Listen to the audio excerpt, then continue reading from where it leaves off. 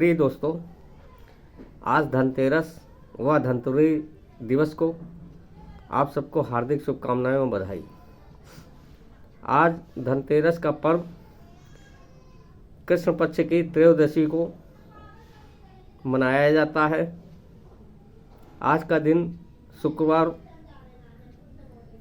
10 नवंबर दिन शुक्रवार 2023 बहुत शुभ और अच्छा फलदायी है। पूजन का समय ज्योतिष शास्त्रों के अनुसार 5:30 बजे से 8 बजे के बीच में माँ लक्ष्मी, गणेश जी और कुबेर जी की पूजा के साथ में होना है।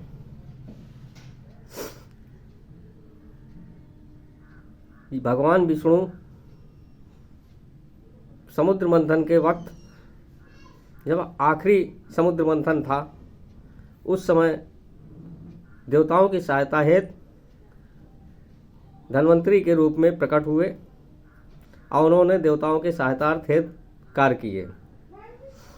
राक्षसों के गुरु शुक्राचार्य जी ने राजा बलि को बताया कि आप इनको किसी प्रकार की भिक्षा मदद न करें।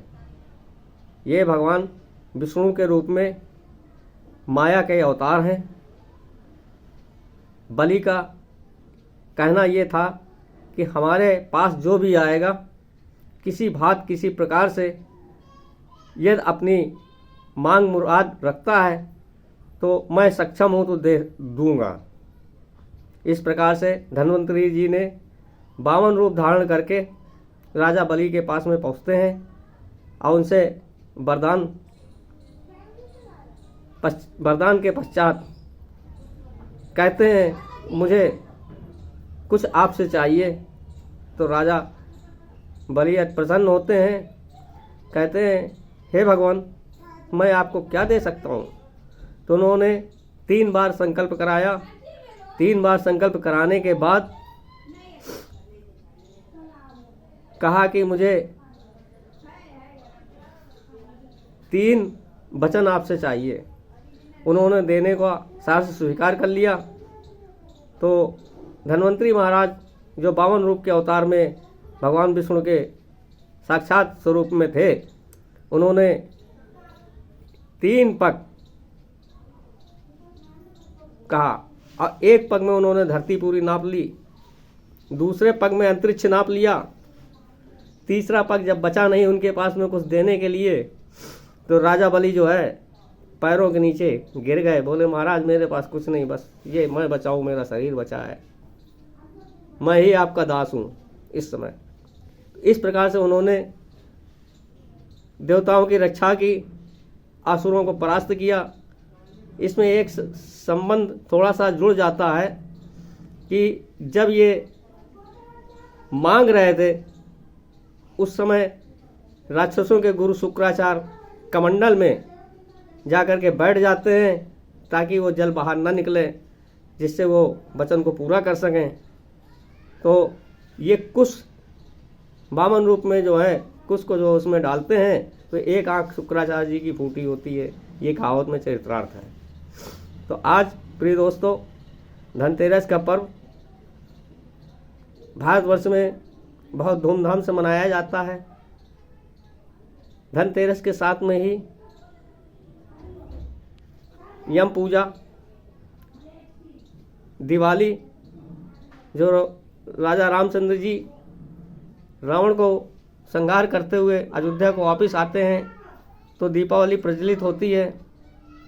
फिर भगवान श्री कृष्ण नारायण जो है 7 दिन तक गोवर्धन पर्वत को अपनी उंगली में रखा था और सारे जो है प्रदेशवासियों को, क्षेत्रवासियों को अब वर्षा से बचाया था।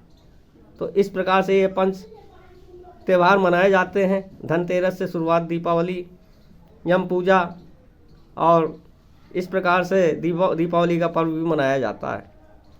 तो आज दोस्तों, कुछ न कुछ खरीदने का दिन होता है। जो जिसकी सामर्थ्य होती है वो उस हिसाब से खरीदता है। पीतल खरीदने की व्यवस्था है तो पीतल खरीद लीजिए, धन संपत्ति खरीदने की व्यवस्था है, चल अचल संपत्ति खरीदने की व्यवस्था है तो वो खरीद लीजिए, सोना चांदी आभूषण खरीदने हो तो वो खरीदिए। और धन्वंतरी जी महाराज आयुर्वेद के बहुत बड़े ज्ञानी थे, जो स्वास्थ्य के लिए उनकी पूजा विशेष की जाती है, क्योंकि धन से उत्तम स्वास्थ्य होता है। कहा भी गया है, निरोगी काया, पहली निरोगी काया, दूसरी माया, धन रूपी माया।